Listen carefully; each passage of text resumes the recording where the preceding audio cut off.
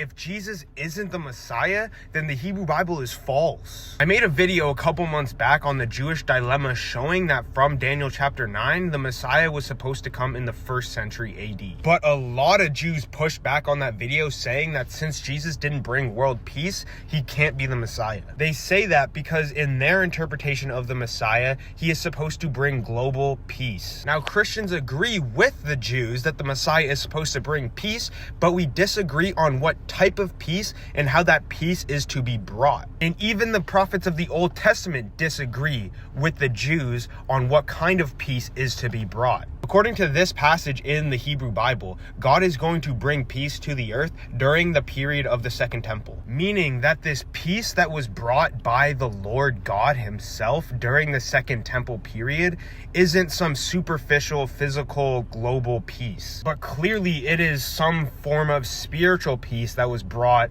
in the Second Temple period around the 1st century. Unless the Jews want to further dig their heels down and say that the Hebrew Bible actually contains false prophecies about peace coming during the Second Temple. This puts the modern Jew into a dilemma. Either the Messiah came in the 1st century bringing a spiritual kind of peace like the Hebrew Bible teaches, or the prophets of the Hebrew Bible made false prophecies. So no matter which route you try to take with this dilemma, it proves the messiahship of Jesus. That's why